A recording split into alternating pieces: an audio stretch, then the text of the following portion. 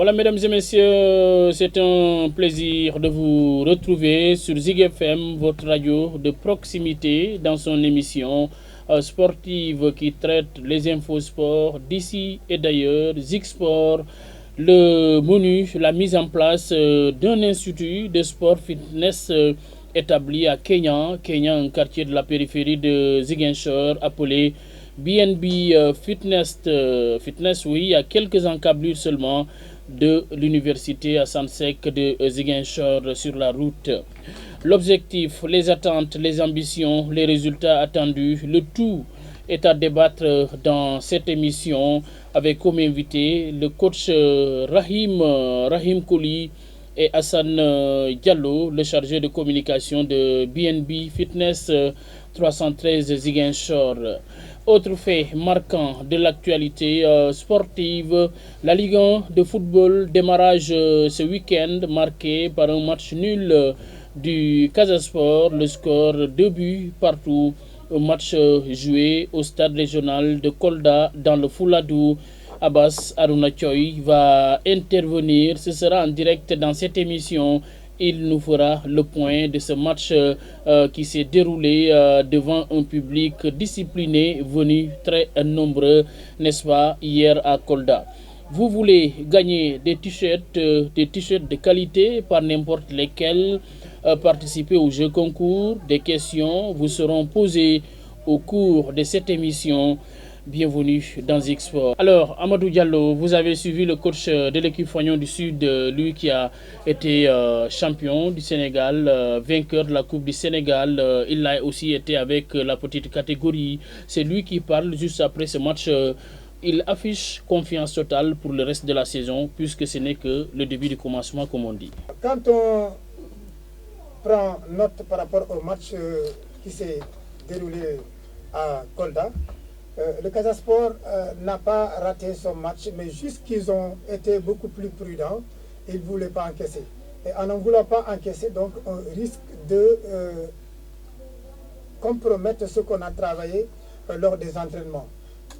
Comme tantôt Ansoudié l'a dit, l'entraîneur, il va falloir qu'on redouble d'efforts. Il va falloir qu'on s'y mette et que les jeunes sachent qu'une fois qu'on se met aux entraînements, tout ce qu'on a capitalisé, c'est ce qu'on doit prester pour faire plaisir au public.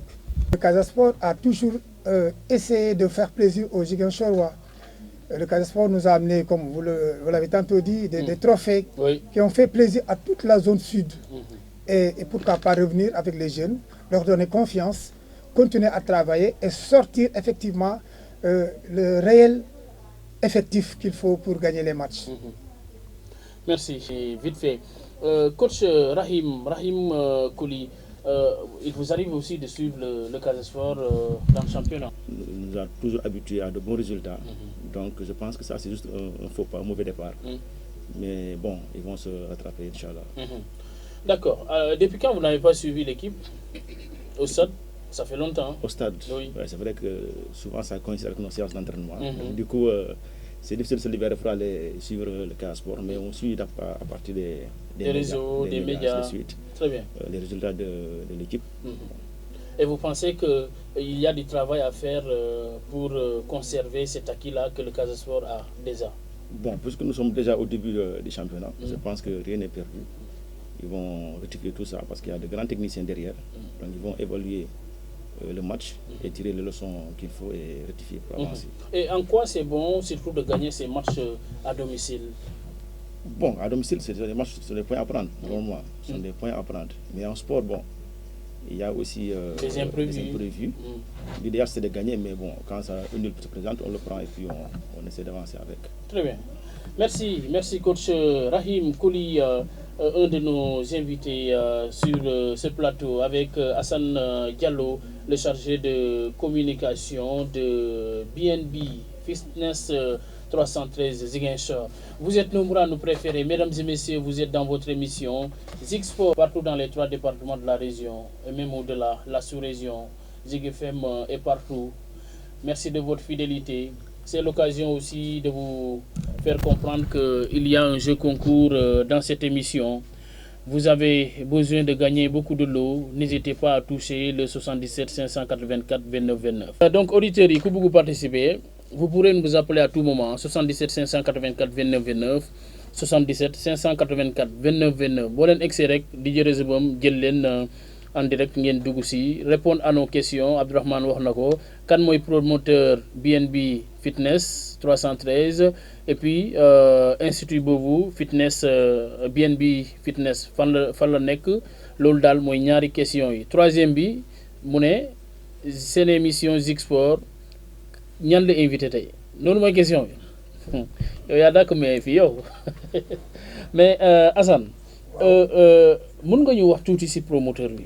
boole seen liggéey ensemble boole seen i xalaat jokkoo ngir mën a tënk li nga xamante ne moom mooy tabax bii muccub ay fii ci biir Casamance ndax ay doomu réew ma lunu foofu la ñu dooree muy Baara ak Mbay moo tax ñu tudd leen BNB Baawara ak Babacar mooy BNB di doomu dëkk bi nekk sénégalais waaye judduwuñu fi Baba ak Babacar Baba ak Babacar ñu ay doomu Sénégal am yëg-yëg ci Casamance bi nga xamante ne yàlla dafa def seen i waajur fa lañ nekkoon di yëngu ñu am yëg-yëg yu toll noonu ba ñuy jotee la nga xamante ne moom mooy seen suturay poos comme ni ñu koy waxee ñu ne du ma xool fenn fu dul la destination Casamance loolu muy xalaat bu rafet noonu la ñëwee samp li nga xamante ne mooy kër gi Abdourahmane Sadio waxoon léegi muy BNB Fitness jëmale ko ci képp koo xam ne day bëgg a tàggati yaram waaw mais bâtiment bi ñu ngi ko taxawal bi léegi parewul dafa mel ni des na wala. waaw xam nga ñun lépp lu ñuy liggéey rek dañ koy teg si ay plan d'action ay stratégie liggéey si ak benn équipe bu homogène ba nga xamante ne tout est technique et pragmatique kon bu ci kenn am xel ñaar incha allah soobee yàlla weeru décembre bi ñuy dégmal BNB Fitness génn na ay fondement am ay tànkam taxaw nañu yëkkati nañu R+2 bi ñu ngi koy habillé te itam installation matériel bi dans sous peu de temps ñu def ko bu ko defee décembre gars yi jot li nga xamante ne moom mooy seen bébé de l'année. alors bébé de l'année lay doon Ziguinchor yu bëri yàkkamti teeru ko n'est-ce pas mun nañu xam personnel bu fa nar a liggéey maanaam daani doole ñaata la ñu lay doon à peu près. waaw comme effectif. waaw xam comme niñ naan kër buy taxaw dañuy planifier d'abord la ko taxawal jublu ci dépenses yeeg faisabilité étude du projet jusqu'à la finition bu loolu weesoo nag la muy dugal ci wàllu capacité en termes d'emploi incha allah lu am solo la du lu ñuy mën a énumérer ci waxtu bu ñu toog waaye day technique parce que dañuy xool selon les besoins des moniteurs selon les besoins de la réception et selon les besoins des activités qui doivent se mener au sein de cet édifice. mais foofu sport rek lañ fay def ah. BNB sport lañ fay def effectivement mais sport boo xam ni dañ ko andil ay variables on ne sait pas. de tout genre. taxawuñu ci constance. ndax moniteurs yi prévoir nañu ak seen i xarañte lépp loo xam ne mën na accueillir koo xam ne dañ ko digal sport moo xam hôpital lañ ko digal moo xam ci paralysie lañ ko digal moo xam it ci koo xam ni ci biir këram lañ ko digal. ba ci waa sociologue moo ko digal itam mën nañ ko accueillir kon loolu dafa dépendre ci domaine ki nga xamante ne mooy le technicien Coly moom dana ci xuus gën cee waxtaan incha allah d'ailleurs si moom la ñuy ñëw ku ngeen jot a dégg nii mooy Assane Diallo chargé communication maanaam ku yor communication BNB Fitness 313 Ziguinchor Assane Diallo boobu may fàttali ni yàgg nañu liggéey moom doomu feu Balabas Diallo la yal na ko yàlla yërëm xaare ko àjjana ndaxte lu mu def wàllum paysage médiatique à Ziguinchor ak Sénégal ñëpp ko naw vraiment fu mu jëm yàlla may ko mu am àjjana Assane fierté la en tout cas toog liggéey ak yow. alors ñu tourné ak Rahim Coly moo nekk technicien la coach lañ koy woowee coach Rahim Coly alors coach mais loolu tout Ziguinchor attendait ce joyau là tey yàlla def mu ngi ñëw egsi na presque BNB Fitness à Ziguinchor ban njëriñ lay andil Ziguinchor waay. tey lépp loo xamante ne ça se voit à Dakar ça se voit dans les grandes villes BNB da koy indi fii à Ziguinchor. donc muy loo xamante ne c'est un joyau boo xamante ne pour Ziguinchor waaye je pense que lu ñu jar a saluer la bu baax a baax. mais BNB bu ñëwee ban apport la nar a andil wàllum surtout activité sportive jeunes yi. très bien parce que tey boo xoolee dans le milieu fitness am na kii yu bëri comme ay concept yoo xamante ne Ziguinchor mënu koon pratiquer parce que amoon na défaut de matériel. tey boo xoolee lu ñu naan body pump à Ziguinchor ça n'existait pas et c'est l'un des concepts en vogue au niveau international donc boobu benn fitness da koy indi à Ziguinchor. loo xamante ne ñun ñu fréquenter les salles de sport. nous savons que c'est vraiment un joyau boo xamante ne dañ ko war a accueillir vraiment les bras ouverts. di ñaan le milieu sportif de Ziguinchor ñu jàpp si bu baax a baax. parce que lii moom c'est vraiment et c'est l'occasion de remercier les promoteurs.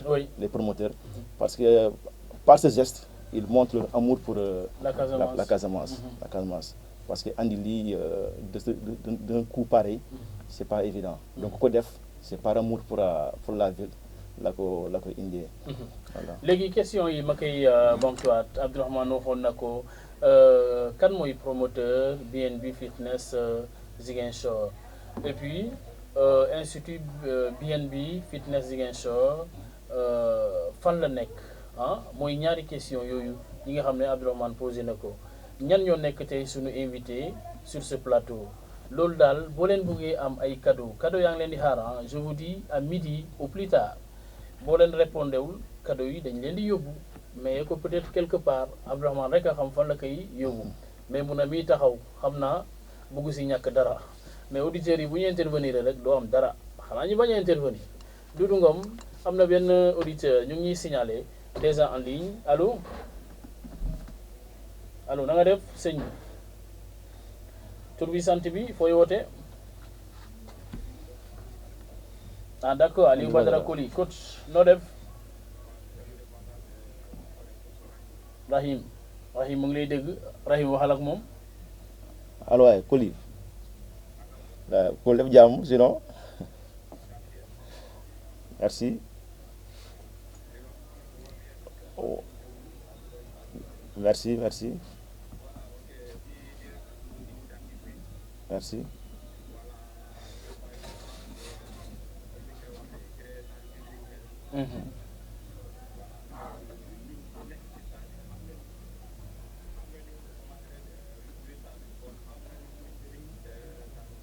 merci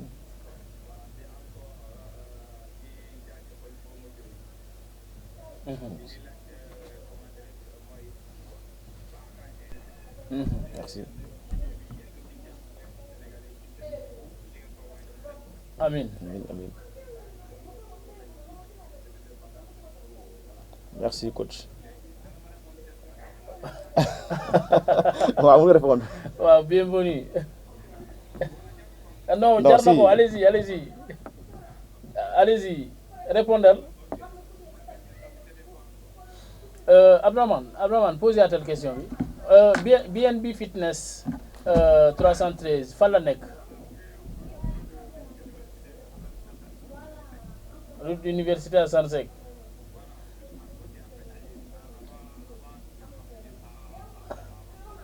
cent mètres à gauche avant porte principale bu université boobu mooy question numéro 1 d'accord yow dafa mel ni xam nga foofu de yow d'accord léegi ñaareel question bi ñan ñoo nekk suñu invité tey Zik FM ban structure la invité jamono ji coach Rahim Koli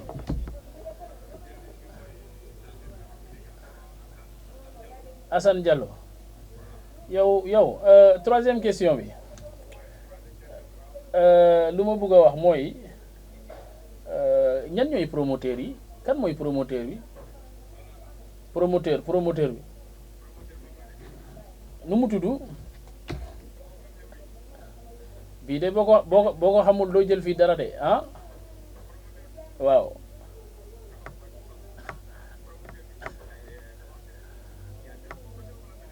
yow waxal lu nga ku nga xam rek wala ñu nga xam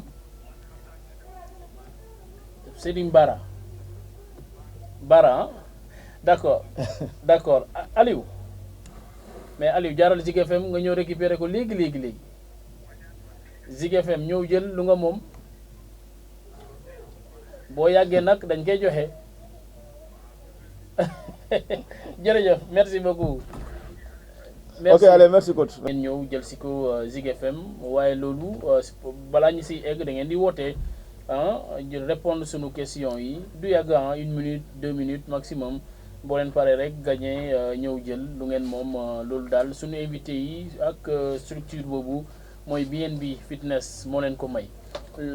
BNB Fitness bâtiment bi fan la nekk boobu mooy question bu njëkk bi deuxième question bi kan mooy promoteur bi. Troisième question bi Zik FM ban structure la invité jamono ji si seen émission bu ngeen di déglu nii. toujours si coach Rahim. mais coach yan activité lañ fay dérouler. très bien. ndaxte am na solo gars yi dañuy dégg fitness ñeneen ñi se pose la question lan mooy fitness ma bëggoon nga expliquer exactement fitness lan la. très bien merci pour à coach Aliou Badara pour l'intervention. xamante ngeen ah. non oui c'est on a servi ensemble à Niaguis avant. Voilà. Ok. On a servi ensemble. Ba léegi il est dans le milieu. D'accord. Voilà merci. Bon fitness boo ko xoolee définition de façon résumée pour ñu mën a comprendre mooy un ensemble d'activités de remise en forme. boo xamante ne ça peut à la fin à la finalité développer sa capacité physique. Ta capacité cardio-respiratoire, ainsi de suite. Donc, pour ne pas trop compliquer, pour quand même nous comprendre, en résumé, le fitness, genre, c'est une activité de remise en forme. Les gens qui ont bien de fitness, nous mettre en place à la disposition de la population, c'est le matériel. Le matériel que nous indi, matériel que nous avons dernière génération. Donc, ku bëgg a def musculation mooy développer say musculature. boo ñëwee benn fitness di nga am ay des machines.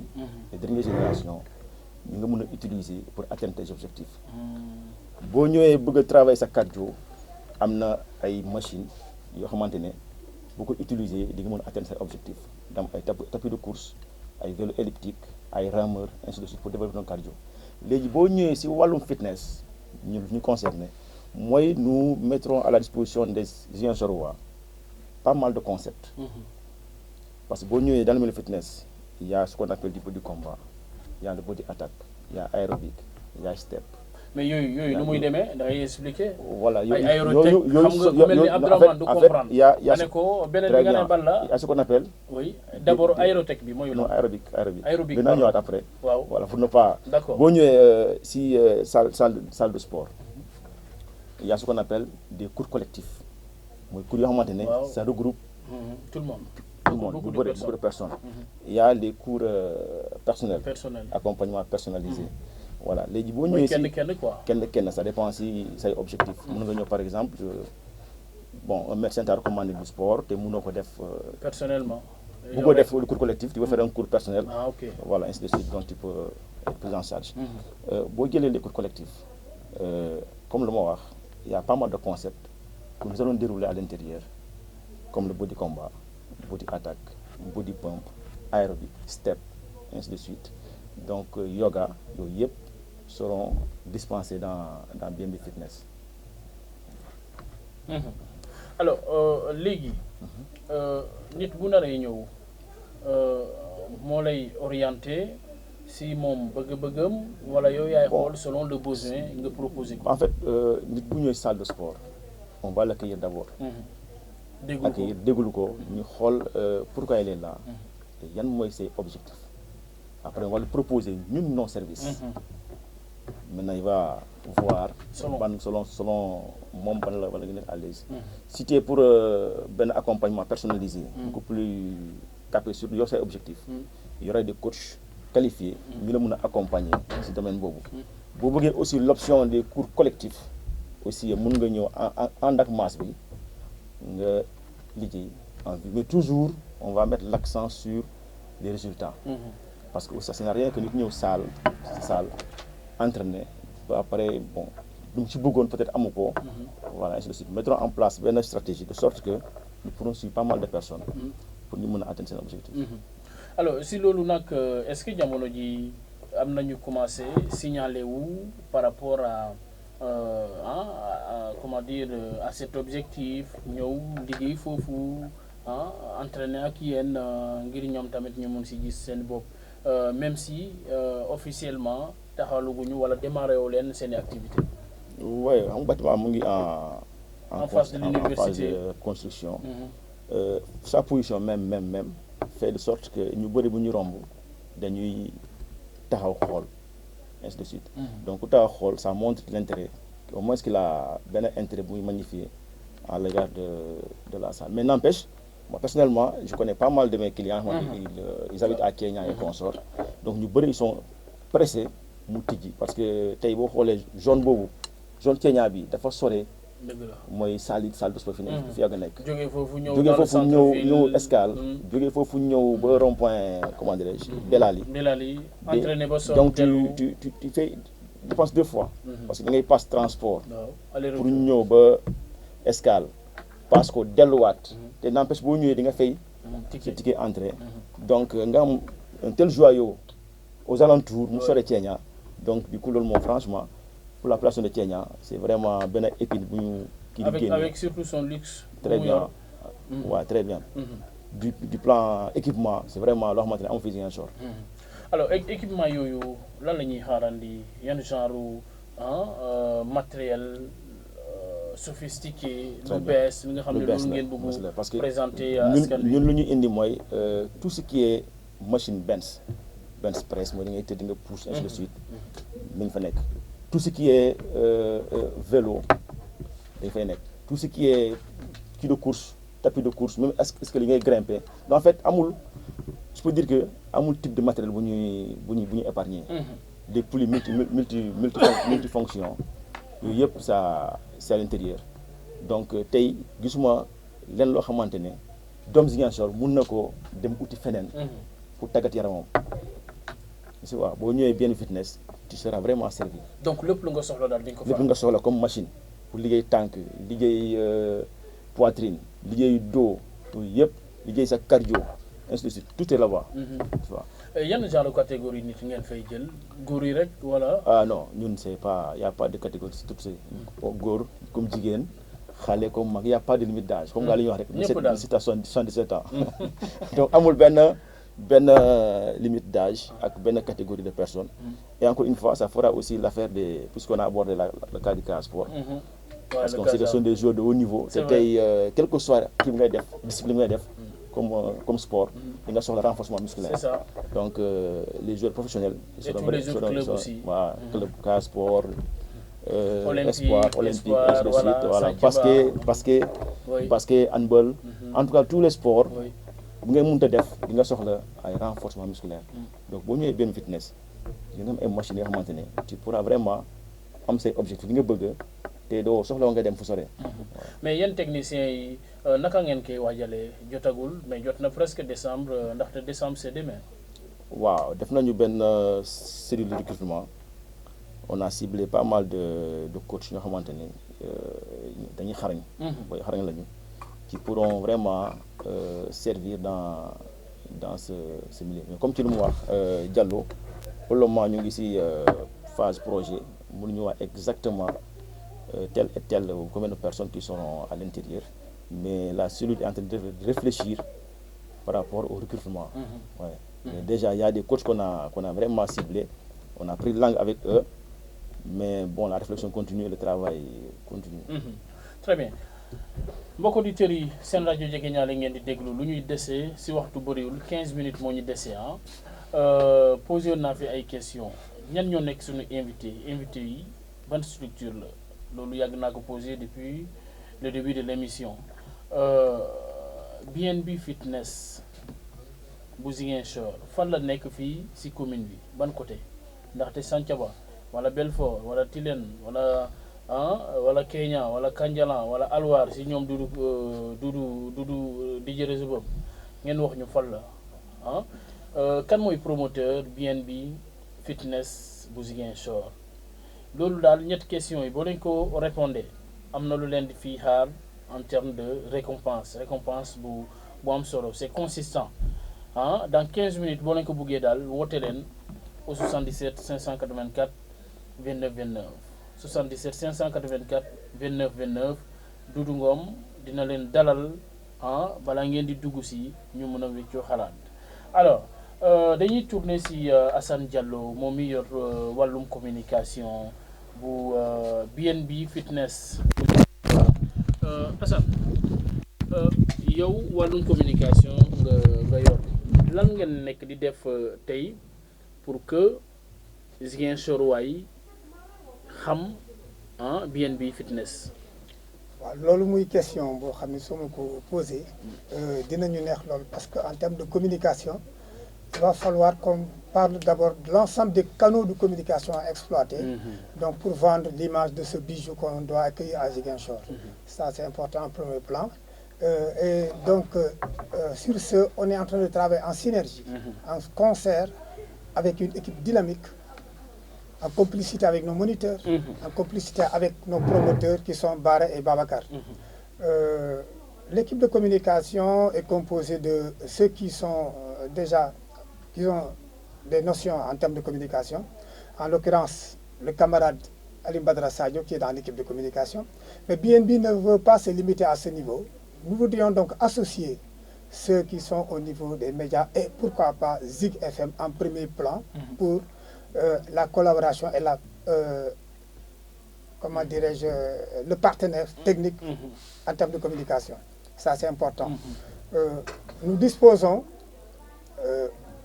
d'un ensemble d'outils qui nous permettraient de pouvoir communiquer et vendre l'image de BNB, mais qui se fera par étapes et selon la demande et selon le temps également. C'est ce qui veut dire que nous travaillons dans le temps et l'espace. En termes de communication. Alors, urgemment, qu'est-ce que vous êtes en train de faire? Quel canal de communication est mis en place pour que véritablement les jeunes, les intéressés puissent déjà savoir ce qui se passe? Voilà, donc nous avons pris au devant ce qu'on appelle la communication participative en nous approchant des populations. Parler en l'un pour qu'ils puissent transmettre à l'autre. Oui.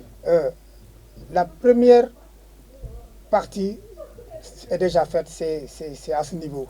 Donc, faire de sorte que les populations puissent relayer l'information et les partager. Le support le plus pertinent qui nous aide à mieux communiquer et que nous avons utilisé aujourd'hui, qui est la radio et la télé, qui sont plutôt la radio et la télé. Donc, c'est des plateaux qui vont nous permettre de mieux vulgariser et promouvoir BNB Fitness 313. Alors, mesdames et messieurs, toujours à l'écoute de votre radio de proximité Zig FM, on est à 10 minutes. Tellement c'est intéressant. Malheureusement, le temps file. À 10 minutes seulement de la fin de l'émission. L'émission qui a aujourd'hui deux invités, Coach Rahim et Assane Diallo, tous issus, n'est-ce pas, de BNB Fitness. C'est l'institut de sport établi à Ziguinchor, au quartier Kenya.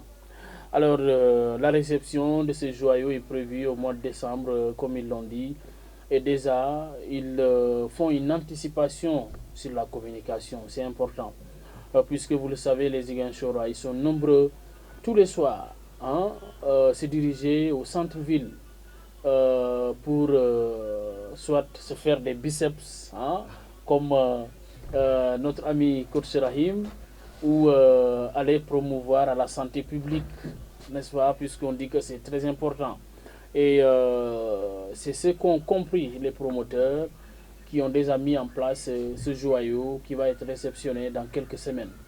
Alors, vous êtes intéressé, n'hésitez pas à vous approcher de Assane Diallo. Je rappelle que c'est le fils de Feu Balabas Diallo, paix à son âme, et de Rahim Koli, Coach Rahim, ou Abdurrahman Sayo, puisque lui aussi il est dans la communication. Vous aurez des informations de taille allant dans ce sens. Alors, et nous vous recommandons pour vous autres sportifs, n'est-ce pas, de vous tourner vers BNB Fitness de Ziguinchor.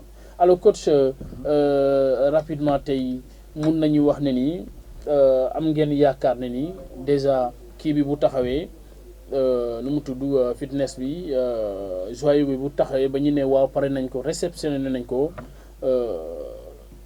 affluence bi dina bëri. waaw yaakaar nañ ko. yaakaar nañu ni Ziguinchor waay comprendre nañu l'importance. mais am na lu nga xam ne lu am solo la ndaxte position bi tamit faaw ñu wax si. waaw fu ñu ko taxawalee c'est en face de l'université mais loolu aussi c'est pas fait gratuitement am na lu tax. oui am na lu tax mais nañu d'abord par rapport à. allez-y la première question. voilà affluence bi je pense que tey Ziguinchor waay xam nañu njëriñ la pratique sportive.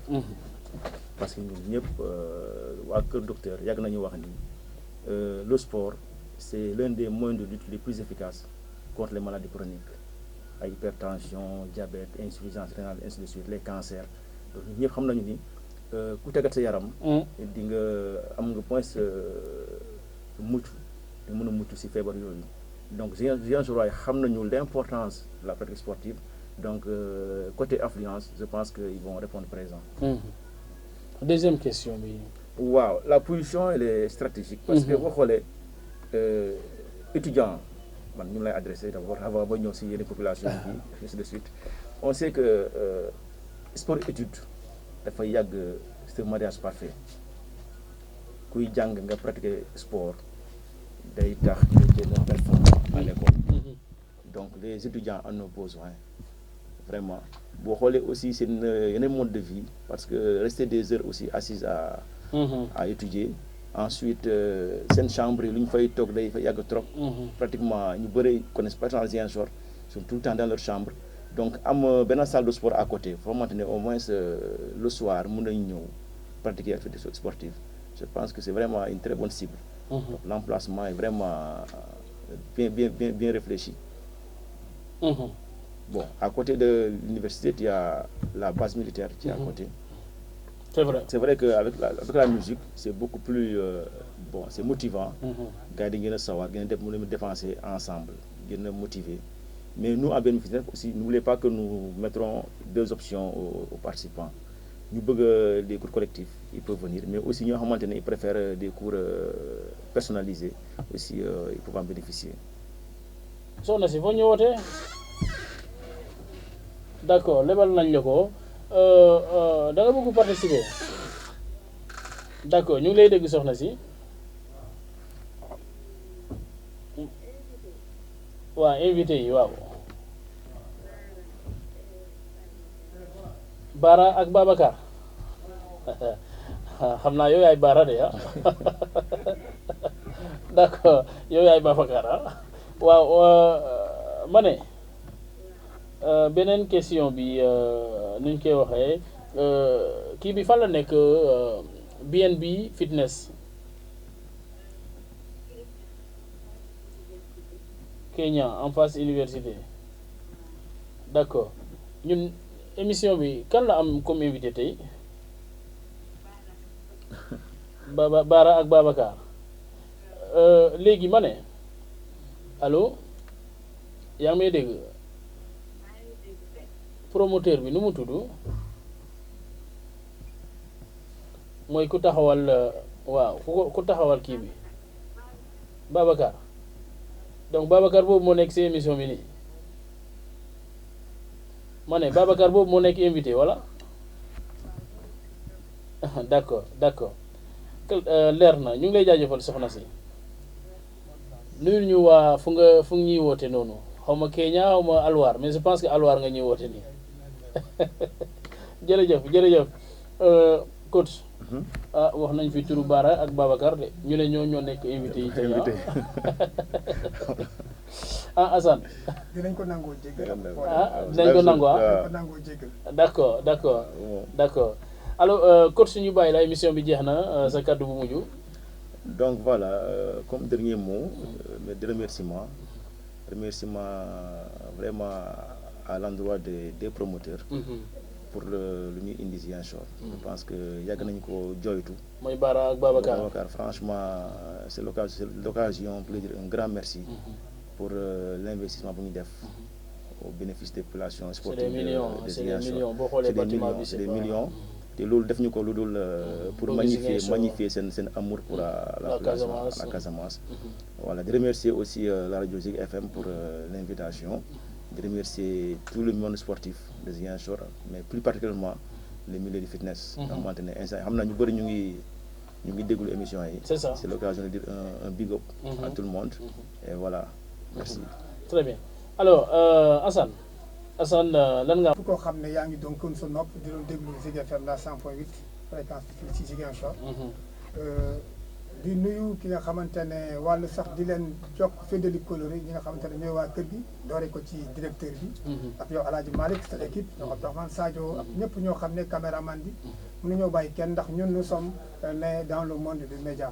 ñu ngi rendre hommage au passage. ki nga xamante ne moom mooy Feu Balabas ni suñu pap macha allah yéen àdduna yàlla ko yàlla xare aljana. amiin. di wax ne par rapport ak fu ñu war a terminer. mooy BNB.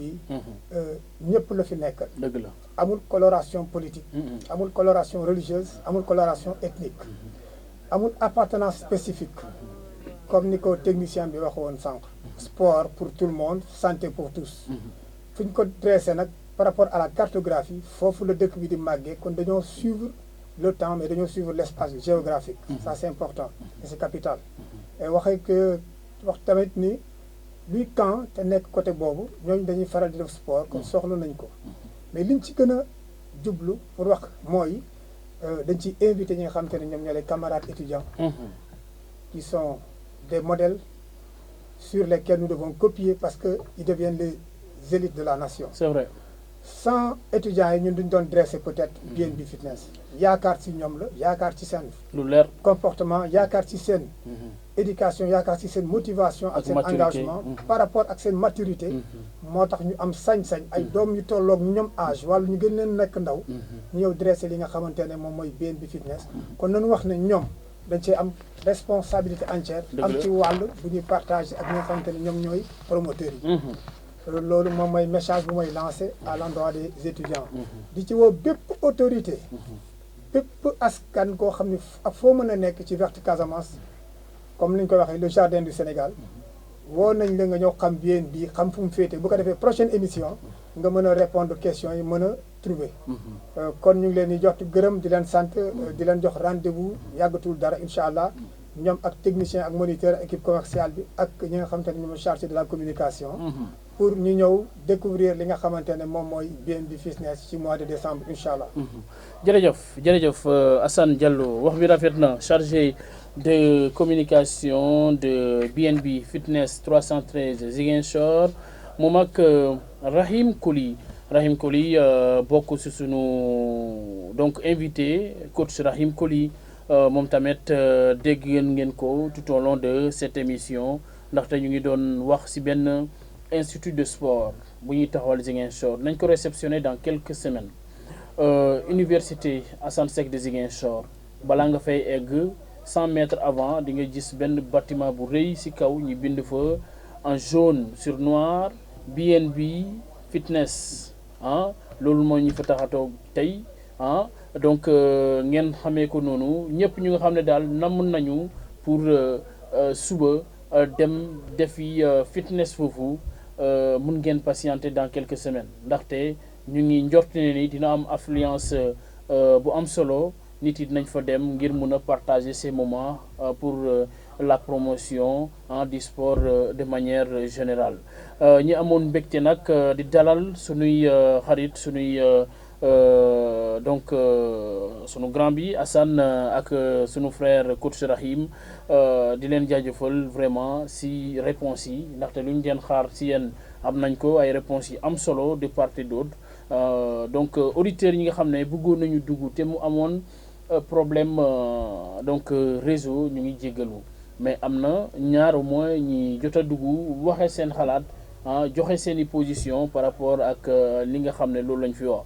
Alors on va se séparer par cette information nettement supérieure. L'équipe nationale U17 du Sénégal a achevé ses matchs de préparation, matchs amicaux par un succès face à l'Ouzbékistan. C'était ce samedi, ce week-end à Antalya. Le score final, il est Fleuve 3 buts à 1.